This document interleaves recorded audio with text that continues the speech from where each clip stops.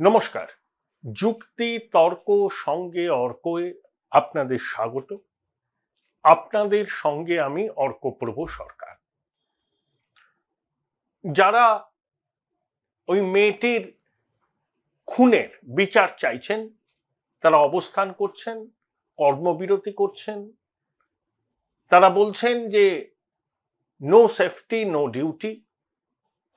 স্থিতিজাট্য ভেঙে শহরের কিছু পরিচিত মানুষ যারা নিজ নিজ ক্ষেত্রে খুব গুণী তারা পথে নেমেছেন। কৌশিক সেন, ঋদ্ধি সেন পথে নেমেছেন। অপর্ণা সেন, কবির সুমন, শ্রীজাত প্রতিবাদ করেছেন। আরেকটি ঘটনা খুব উল্লেখযোগ্য, রিমঝিম সিনহা প্রেসিডেন্সি কলেজে 2020 সালে পাশ করে এখন গবেষণা করছে। সে ফেসবুকে একটা কল দিয়েছে, কলকাতার রাতের দখল নেবে মেয়েরা। অর্থাৎ ওই যে অধ্যক্ষ ছিলেন আর্চিকরে সন্দীপ ঘোষ নাকি বলেছিলেন যে মেয়েটি অত রাত্রে একা একা ওখানে গিয়েছিল কেন সেমিনার হলে গিয়েছিল। তা রিমঝিম সিনহা ফেসবুক পোস্ট করে ভিডিও করে ডাক দিয়েছেন মেয়েরা কখন বেরোবে, কি পোশাক পরবে এ সম্পর্কে কারুর মাতব্বরি আর তারা মানবে না। অদৃষ্টের সঙ্গে অভিসারের আগের মুহূর্তে তারা কলকাতার রাজপথে নামবে। যাদবপুর থেকে, একাডেমি থেকে, ডানলপ ব্রিজ থেকে, উত্তরপাড়া থেকে, রায়গঞ্জ ঘড়ি মোড় থেকে, কলেজ স্ট্রিট থেকে তারা নামবে, আড্ডা মারবে, গান গাইবে। রাতের কল্লোলিনী কলকাতা। একসময় রাজপথ দাপিয়ে বেড়াতেন শক্তি সুনীল, এবার হয়তো আমাদের এই মাতৃশক্তি আমাদের অর্ধেক আকাশ। খবরটা শুনে খুব ভালো লাগলো। এটাই হচ্ছে প্রতিবাদ, প্রতিবাদ সচেতনতার ভাষা। এখনো যে সমস্ত সরীসৃপ প্রজাতির মানুষ যারা একটু দয়া দাক্ষিণ্য পেলেই মনে করেন জীবন ধন্য, যদি সেটা 13 তলা 14 তলা থেকে আসে, তারা এখনো মুখে কুলু পেটেছেন। যাদের সামান্যতম বিবেক এখনো অবশিষ্ট রয়েছে তারা ঘরে চুপ করে বসে থাকতে পারেনি। এটাকে আমি খুব পজিটিভ দিক থেকে দেখছি। নাগরিক সমাজ তার স্থিতিজাট্য ভেঙে পথে নেমেছে। এবার আসুন মাননীয় মুখ্যমন্ত্রীর সাম্প্রতিক ঘটনাবলী নিয়ে তার প্রতিক্রিয়া। তিনি ঝাড়গ্রামে ছিলেন, সেখান থেকে এবিপি আনন্দকে একটা টেলিফোনে সাক্ষাৎকারে অনেক কথা বললেন যে জুনিয়র ডাক্তারদের সব দাবিকে তিনি সমর্থন করেন। তার বাড়িতে 2 জন জুনিয়র ডাক্তার আছে। কঠোর শাস্তি চাই দোষীদের, ফাঁসির দাবি করবেন, ফাস্ট ট্র্যাক কোর্টে বিচার হবে, সিবিআই তদন্তেও আপত্তি নেই বলেছিলেন মুখ্যমন্ত্রী। বলেছিলেন যে মাননীয় নগরপালের সঙ্গে তার প্রতিনিয়ত যোগাযোগ আছে। তারপরে এক সিভিক ভলেন্টিয়ারকে গ্রেপ্তার করা হয়েছে। মুখ্যমন্ত্রী 12ই অগস্ট মেয়েটির বাড়িতে গিয়ে বাবা মার সাথে কথা বললেন। নগরপাল, নির্মল ঘোষ সবাই ছিলেন সেখানে। মুখ্যমন্ত্রী বললেন যে 18 তারিখ ডেডলাইন বেঁধে দিলেন, ওর মধ্যে যদি তদন্ত শেষ না হয় তাহলে সিবিআই কে হ্যান্ডওভার করা হবে। যদি বন্ধু বান্ধব সন্দেহের তালিকায় থাকে তাদেরকেও জেরা করা হতে পারে, সবাইকে ডাকতে হবে। কলকাতা পুলিশকে তিনি একটা সময়সীমা বেঁধে দিলেন, তারপরে কলকাতা পুলিশ ব্যর্থ হলে সিবিআই কে তিনি দিয়ে দেবেন স্বতঃপ্রণোদিত হয়ে। এবং আবার বললেন যে সিবিআই এর তো সাফল্যের হার খুব বেশি নয়, ওরা নোবেল উদ্ধার করতে পারেনি, নন্দীগ্রাম করতে পারেনি, তাপসী মালিকের হত্যার কিনারা করতে পারেনি, এসব অনেক কথা বললেন। এখন প্রশ্ন হলো, তিনি জুনিয়র ডাক্তারদের সবকটি দাবির সঙ্গে সহমত বলেছেন। জুনিয়র ডাক্তারদের দাবি কি? বিচার বিভাগীয় তদন্ত করতে হবে, প্রয়োজনে হাইকোর্টের কোন সিটিং জাজকে দিয়ে। একবারও মুখ্যমন্ত্রী বলেছেন বিচার বিভাগীয় তদন্ত করার কথা? তিনি সিবিআই এর কথা বলেছেন।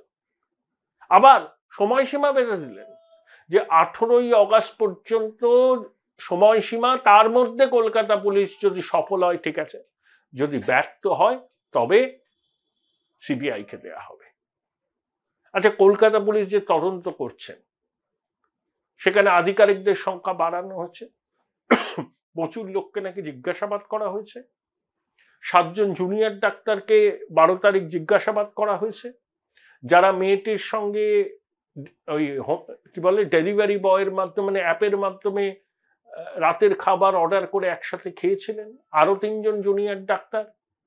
কাগজে দেখলাম তাদের একজন মেয়েটিকে রিপোর্ট দেখাতে গিয়েছিলেন, মেয়েটি দেখেছিলেন সে নাকি ঘুমের ঘোরে ছিল, ইত্যাদি ইত্যাদি অনেক রকম বয়ান আসছে, সত্য মিথ্যা জানি না।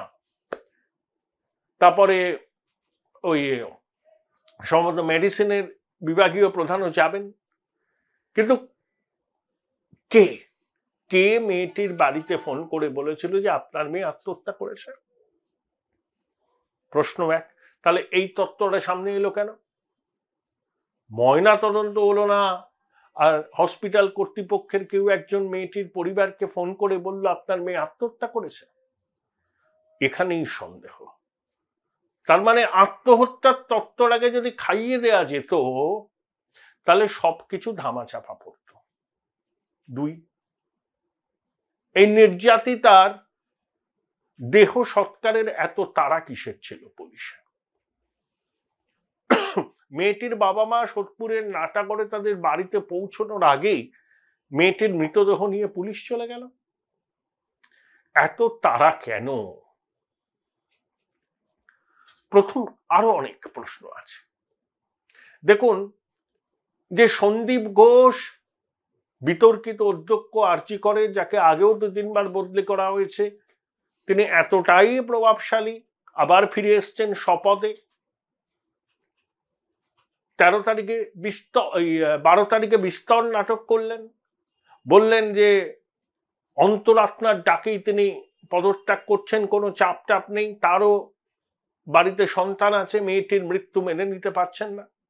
সংবাদ মাধ্যমের সামনে বেশ কয়েকবার নির্যাতিতা যাকে হত্যা করা হয়েছে সেই মেয়েটির নাম বললেন। মেয়েটির নাম কখনো বলা যায় না, সুপ্রিম কোর্টের নির্দেশ আছে। একজন অধ্যক্ষ কিভাবে এই রকম ক্রস ভায়োলেশন করেন সুপ্রিম কোর্টের নির্দেশকে, বলেই গেলেন বেশ কয়েকবার। তারপরে নাটক করলেন কুম্ভীরাশ্রু, তিনি পদত্যাগ করছেন, সরকারি চাকরি করবেন না। অনেকে বলছেন না না তিনি পদত্যাগ করতে চাননি, তাকে বলা হয়েছিল পদত্যাগ করতে। তখনও তো এই ভদ্রলোকের মনে হয়েছিল এত করলাম এদের জন্য, এরাই এখন আমাকে ঝেড়ে ফেলে দিতে চাইছে, তাই কিছুটা ক্ষোভের সুরে বা কিছুটা প্রচ্ছন্ন হুমকির সুরে সংবাদ মাধ্যমকে বললেন তিনি আর সরকারি চাকরি করবেন না, তিনি একজন সার্জন, নিজের পেট চালিয়ে নিতে পারবেন। মুখ্যমন্ত্রী কি বললেন? ও মানসিকভাবে বিপর্যস্ত ছিল, এত ট্রোলড হচ্ছে, ওরও পরিবার আছে, ওকে আমরা অন্য জায়গায় রাখবো। তারপরে দেখা গেল ন্যাশনাল মেডিকেল কলেজের অধ্যক্ষ হলেন। আন্দোলনকারীদের কি দাবি ছিল? অধ্যক্ষকে অপসারণ। বিভিন্ন শিক্ষক সংগঠন বলছেন যে তাকে জেরা করা উচিত, প্রয়োজনে হেফাজতে নিয়ে জেরা করা উচিত। অনেকে এটাও বলেছেন কোনো সরকারি মেডিকেল কলেজে এই ভদ্রলোক যেন ঢুকতে না পারে, সেটা স্বাস্থ্য ভবনকে এনশিওর করা উচিত। মুখ্যমন্ত্রী কি বলেছিলেন? জুনিয়র ডাক্তারদের সব দাবির সঙ্গে আমি সহমত। জুনিয়র ডাক্তার যারা আন্দোলন করছেন, আরো অনেকে এই আন্দোলনের পাশে দাঁড়িয়েছেন, তাদের প্রত্যেকের বক্তব্য ছিল এই অধ্যক্ষকে জেরা করা হোক, অপসারণ করা হোক। আরজি কর থেকে সরিয়ে তাকে ন্যাশনাল মেডিকেল কলেজের অধ্যক্ষ করা হলো। মানলেন মুখ্যমন্ত্রী আন্দোলনকারীদের দাবি? তিনি নাকি সহমর্মিতা জ্ঞাপন করেছেন, প্রত্যেকটা দাবির সঙ্গে সহমত।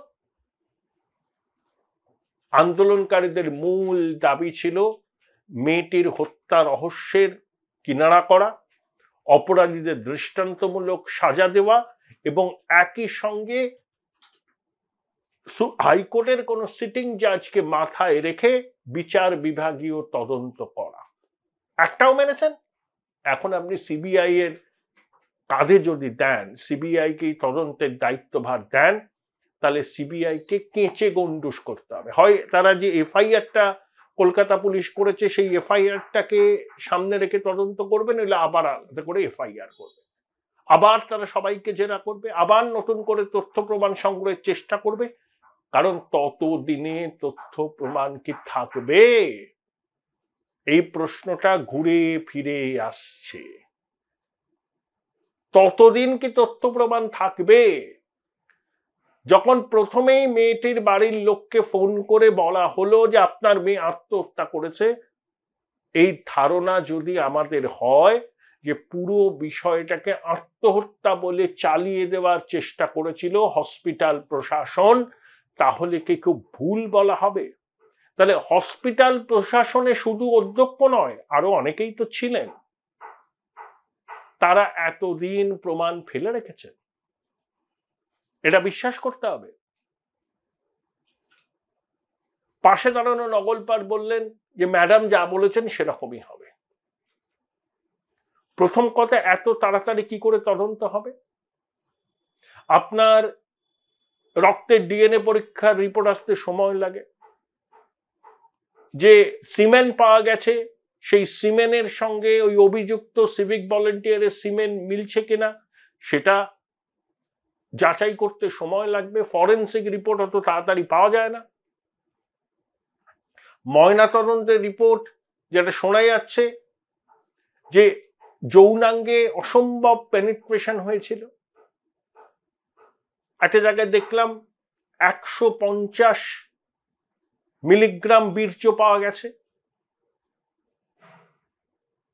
তাহলে যা অত্যাচার, ওই যে মেয়েটির চশমা পরতো, চশমার কাঁচ ভেঙে চোখ নষ্ট হয়েছিল, মাথাতে চোট লেগেছিল, সারা গায়ে আঁচড়ের চিহ্ন, একজনের পক্ষে করা কি সম্ভব? এটাই তো প্রশ্ন বারবার ওঠা হচ্ছে, তোলা হচ্ছে বিভিন্ন মহল থেকে, বিভিন্ন হোয়াটসঅ্যাপ চ্যাট ডাক্তারদের, উই আর ক্রিয়েটিং মনস্টার।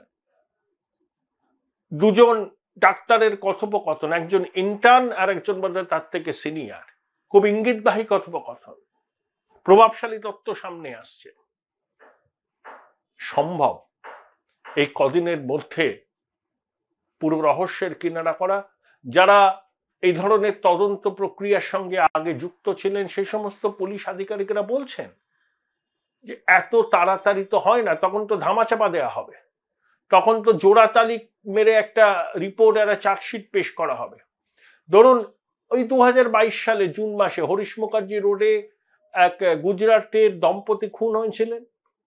মুখ্যমন্ত্রী বলেছিলেন না কয়েকদিনের মধ্যে ধরে ফেলবে, 99% তদন্ত হয়ে গেছে। মূল চক্রান্তকারী অভিযুক্ত এখনো অধরা। এই প্রতিবেদন যখন দেখবেন তখন পর্যন্ত অধরা। আচ্ছা বলুন তো, কামদুনি কাণ্ডের অভিযুক্তরা খালাস পেয়ে গেছে কলকাতা হাইকোর্টের মাননীয় বিচারপতি জয়মাল্য বাগচির ডিভিশন বেঞ্চে। 2013 থেকে 24 এই 11 বছরে বোধহয় 12 বারেরও বেশি পাবলিক প্রসিকিউটর চেঞ্জ হয়েছে। তাহলে এরকম ভুরি ভুরি আছে, ফাস্ট ট্র্যাক কোর্ট, কঠোর শাস্তি, এসব মুখ্যমন্ত্রী বলেন। কামদুনি কাণ্ডের মূল দোষীদের কি শাস্তি হয়েছে? মুখ্যমন্ত্রীর পাড়ায় হরিশ মুখার্জি রোডে যে দম্পতি খুন হয়েছিলেন, গুজরাটি দম্পতি, সেই কাণ্ডের মূল চক্রান্তকারী অভিযুক্ত এখনো অধরা। মুখ্যমন্ত্রী বলেছিলেন ফাস্ট ট্র্যাক কোর্ট, 99% তদন্ত হয়ে গেছে, কোথায় কি? তাহলে এখনো মুখ্যমন্ত্রী এই কথাগুলো বলছেন। দেখুন, প্রথম যেদিন তিনি বললেন না সিবিআই তদন্তে আপত্তি নেই, সব দাবি মেনে নেব, ওদের দাবির যৌক্তিকতা আছে, তখনই আমার খটকা লেগেছিল। যে মুখ্যমন্ত্রী এবং তার সরকার কলকাতা হাইকোর্ট যখনই কোনো দুর্নীতি তদন্ত করতে সিবিআই কে নির্দেশ দিয়েছে, রাজ্য সরকার নামি দামি আইনজীবী সুপ্রিম কোর্টে নিয়োগ করেছেন, আমাদের করের টাকায় তাদের পারিশ্রমিক দেওয়া হয়েছে, সিবিআই তদন্ত, ইডি তদন্ত, স্থগিতাদেশ চেয়ে সুপ্রিম কোর্টের দ্বারস্থ হচ্ছে রাজ্য প্রশাসন। আর সেই রাজ্য প্রশাসনের সর্বাধিনায়িকা বলছেন আমাদের তো কিছু লুকোনোর নেই, হোক সিবিআই তদন্ত। তখনই আমার মনে কতগুলো প্রশ্ন জেগেছিল। অর্থাৎ সিবিআই কে যদি হ্যান্ডওভার শেষ পর্যন্ত করাও হয়, তখন সিবিআই আর কিছু করণীয় থাকবে না। তখন বলার সুযোগ পাওয়া হবে যে সিবিআই কে তো দিয়েছিলাম, সিবিআই অশ্বডিম্ব প্রসব করেছে। Join Indian Institute of Hotel Management now. Right choice, right decision. আন্দোলন যারা করছেন, যে ছাত্র ছাত্রীরা, আমাদের সহনাগরিকেরা, যারা এই আন্দোলনকে সমর্থন করেছেন, তাদের মূল দাবি ছিল তো সিটিং জাজকে সামনে রেখে বিচার বিভাগীয় তদন্ত। মুখ্যমন্ত্রী কিন্তু উচ্চবাচ্য করলেন না এই মূল দাবিটা। আচ্ছা, এই সন্দীপ ঘোষ কতটা প্রভাবশালী, যার জন্য ছাত্রদের দাবি ছিল অধ্যক্ষকে অপসারণ করা? চিকিৎসক জগতের বহু খ্যাতনামা চিকিৎসক এক বাক্যে একটা কথা বলছেন, যে সন্দীপ ঘোষকে ইন্টারোগেট করা উচিত, কোন সরকারি হসপিটালে সে যেন ঢুকতে না পারে।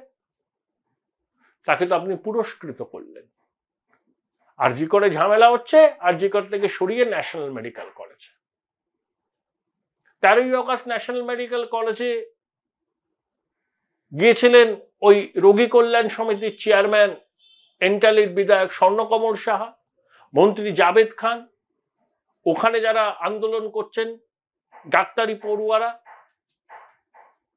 তাদেরকে ভালোভাবে কি বলবো আর কি, তারা কি সব বলতে এসেছিলেন, শুনতেই চাননি। সন্দীপ ঘোষ যদি ন্যাশনাল মেডিকেল কলেজে যান, যেখানে বসবেন অধ্যক্ষের ঘর তালা দিয়ে দেওয়া হয়েছে। তাহলে আপনি ছাত্রদের দাবির প্রতি সহমর্মিতা জ্ঞাপন করলেন, আর ছাত্রদের দাবি ছিল সন্দীপ ঘোষকে অপসারণ করতে হবে, তাকে আরজি কর থেকে সরিয়ে আর একটা সরকারি মেডিকেল কলেজের অধ্যক্ষ বানিয়ে দিলেন। এই আপনার জাস্টিস? এই আপনার ওই বাচ্চা বাচ্চা ছেলে মেয়েগুলোর দাবিকে আপনি সহমর্মিতা জানিয়েছেন? এ তো চোখে ধুলো দেওয়ার কৌশল। আপনি কুশলী রাজনীতিবিদ। ওই ছাত্রছাত্রীরা কিন্তু একরাশ স্বপ্ন বুকে নিয়ে ডাক্তারি পড়ছে। আমাদের পরিবারের সব সন্তান সন্ততিরা, আমাদের পরবর্তী প্রজন্ম, এরাই রাজ্যের স্বাস্থ্য ব্যবস্থার হাল ধরবে ভবিষ্যতে। তাদের সঙ্গে তঞ্চকতা করার মানেটা কি? কি এমন জানে সন্দীপ ঘোষ, সে যখন বলল যে আমি নিজে পদত্যাগ করেছি, তাকে আবার জামাই আদর করে ন্যাশনাল মেডিকেল কলেজের অধ্যক্ষ করা হলো? তাহলে সন্দীপ ঘোষ যদি সরকারি সিস্টেমের বাইরে বেরিয়ে মুক্ত বিহঙ্গ হয়ে সংবাদ মাধ্যমের সামনে মুখ খুলতে শুরু করে, তাহলে কি অনেক প্যান্ডোরার বাক্স খুলে যাবে? যে ডাক্তারবাবু সরকারি ডাক্তারি সিস্টেমের অন্তর্ভুক্ত না হয়েও নাকি ছড়ি ঘোরান, তার কীর্তি ফাঁস হবে। আরো অনেক মাতব্বর কি বিপদে পড়বেন, তাই তড়ি ঘড়ি তাকে আবার পুনর্বাসন দেওয়া হলো। আপনাদের মনে আছে যে কোভিডের সময় সেই কেন্দ্রীয় সরকার টাকা দিয়েছিল পিপিই কিট ফিট কেনার জন্য, তাতে বিস্তর দুর্নীতি অনিয়মের অভিযোগ উঠেছিল। আলাপন বন্দ্যোপাধ্যায়কে দিয়ে তখন একটা অনুসন্ধান নাকি কমিটি করেছিলেন। জানে কেউ কি হয়েছে সেই তদন্তে? কোনদিন আলাপন বাবু একটা পাতা উল্টে দেখেছেন স্বাস্থ্য ভবনে গিয়ে? এগুলো হচ্ছে ধামা চাপা দেওয়ার কৌশল। মুখ্যমন্ত্রী খুব ভালোভাবে জানেন কিছুদিন হইচই হবে, তারপর সব আবার ঠান্ডা ঘরে চলে যাবে, সবাই শপথেই বহাল থাকবেন। এখন কিছু আইবাস, আমি জনদরদি, আমি মানবতাবাদী, আমি মানবিক, আমি বাচ্চা বাচ্চা ডাক্তার ছেলেগুলোর আন্দোলনকে সহমর্মিতা জ্ঞাপন করছি, মূল দাবিগুলো একটাও মানলেন না। সিটিং জাজকে দিয়ে বিচার বিভাগীয় তদন্ত সময় বেঁধে, আর সন্দীপ ঘোষকে অপসারণ, একে পুরস্কৃত করলেন। এ তো আন্দোলনরত ছাত্রছাত্রীদের কার্যত অপমান করা। আন্দোলনকারী ছাত্রছাত্রীরা বুঝেছেন বিষয়টা। দেখুন, আপনাদের কাছে আমার একটা অনুরোধ আছে। সরকারি হসপিটালের চিকিৎসা পরিষেবার উপর বহু মানুষ নির্ভরশীল। এমন পরিস্থিতি হোক আমরা চাই না যে আন্দোলনকারীদের ন্যায্য দাবিতে আন্দোলন করছেন যে ছেলেমেয়েগুলো, তাদের বিরুদ্ধে সমাজে একটা প্রতিক্রিয়া হোক। চাইবে কিন্তু শাসক দল যে চিকিৎসা পরিষেবা বন্ধ, আন্দোলনের জন্য, ইত্যাদি ইত্যাদি। তো আপনারা চিকিৎসা পরিষেবাটাও চালু রাখুন, পাশাপাশি আন্দোলন করুন, যাতে আপনাদের দিকে আঙুলটা না তুলতে পারে এরা। আর সিবিআই তদন্ত, শুভেন্দু অধিকারী মামলা করেছেন সিবিআই তদন্তের জন্য, সেটা তিনি রাজনৈতিক স্বার্থে করতেই পারেন। সবকিছুর মধ্যেই ওরা সিবিআই তদন্ত দাবি করে। প্রথম থেকে সিবিআই তদন্ত করলে আদালতের মনিটরিং এ একটা আশা থাকলেও থাকতে পারত, কিন্তু এখন যখন সিবিআই তদন্ত করবে না, তখন সাক্ষ্য প্রমাণ সব পাবে তারা। এখানেই তো প্রশ্ন।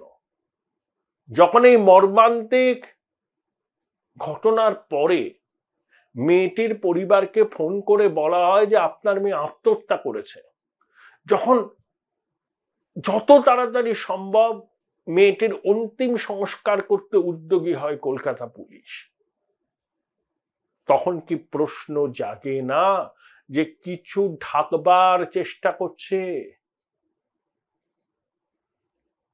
অনেক ডাকাডাকি হবে রোববার পর্যন্ত, দেখবেন নানা রকম খবর বেরোবে। পুলিশ বলবে আমরা সব শক্তি লাগিয়ে চেষ্টা করছি, বেরিয়ে আসবে। যে ঘটনা ঘটেছে, অনেকেই বলছেন যে একজনের পক্ষে সম্ভব নয়। যদি একজনের পক্ষে সম্ভব না হয়, কজন ছিলেন এবং তারা কারা? এই সিভিক ভলেন্টিয়ারকে কি কেউ বরাত দিয়েছিল, নাকি সিভিক ভলেন্টিয়ারটির পুরনো আক্রোশ ছিল? সঙ্গী কেউ ছিল কিনা? কেন মেয়েটির আর্তচিৎকার কেউ শুনতে পায়নি? প্রচুর প্রশ্ন আছে। এবং হঠাৎ করে রাত দুপুরে ওই সিভিক ভলেন্টিয়ার সেমিনার হলে গেলেনই বা কেন?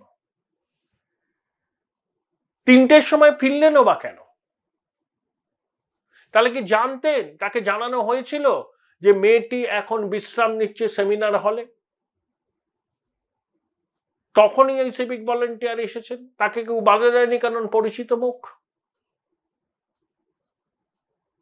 তা এই রহস্যের জড়াটা খুলতে হবে। হঠাৎ অন্য দিন রাতে ওই সিভিক ভলেন্টিয়ার, যদি আপনি বিগত 1 মাসের সিসিটিভি ফুটেজ দেখেন আর্চি করে, তাহলে নিশ্চয়ই পুলিশ বুঝতে পারবে যে 3টে, 4টে, 2:30 ওই লোকটা আসতো, মাঝে মধ্যেই আসতো। সেদিনকেও এসেছিল। যদি দেখা যায় যে না, রাত 3টের সময় তখনই আসতো যখন ওই মেয়েটি ডিউটি শেষে বিশ্রাম নিত। আগেও সে ভেরিফাই করে গেছে যে না, রাত্রে ডিউটির পরে নির্যাতিতা মেয়েটি সেমিনার হলেই বিশ্রাম নিত। তাহলে মেয়েটির ডিউটি রোস্টারটাও ওই লোকটা জানতো। কে তাকে জানিয়েছিল ডিউটি রোস্টার? যে 36 ঘন্টা টানা ডিউটি করার পর এই সময় ডিউটি শেষ হবে, এই সময় মেয়েটি বিশ্রাম নিতে যাবে সেমিনার হলে। এটা না জানা থাকলে ওই দুর্বৃত্ত সিভিক ভলেন্টিয়ারের পক্ষে সেদিনকে ওই সেমিনার হলে 3টের সময় যাওয়া সম্ভব হতো না। কেউ কি তাকে জানিয়েছিল? কোনো কি পুরনো আক্রোশ ছিল? কেন মেয়েটির আর্তচিৎকার কেউ শুনল না? মেয়েটিকে আর্তচিৎকার করার সুযোগ পেয়েছে। একা যদি তার উপর অত্যাচার হতো, সে আর্তচিৎকার করত, কিন্তু একাধিক লোক থাকার ফলে মেয়েটি আর্তচিৎকার করতে পারেনি বলেই এমন মনে করছে না অনেকে। পুরো রহস্যাবৃত। সিবিআই শেষ পর্যন্ত হাতে পেলে সিবিআই এর সাফল্য খুব কম। আর এখানে এতটাই ঘেঁটে হয়ে আছে সব। কি করবে সিবিআই? তাকে সাক্ষ্য প্রমাণ জোগাড় করতে হবে, চার্জশিট জোগাড় করতে হবে, তাকে নতুন করে জেরা করতে হবে, নমুনা সংগ্রহ করতে হবে, এবং সর্বোপরি কলকাতা পুলিশের সহযোগিতা লাগবে। অতীতে কি আমরা দেখেছি, সিবিআই তদন্ত ঠেকাতে না পারলেও রাজ্য প্রশাসন কোনোভাবেই সিবিআই কে সহায়তা করত না। এক্ষেত্রে তার ব্যতিক্রম হওয়ার সম্ভাবনা কি আছে? কাউকে কি আড়াল করার চেষ্টা হচ্ছে? এই প্রশ্নটা বারে বারে ঘুরে ফিরে আসছে।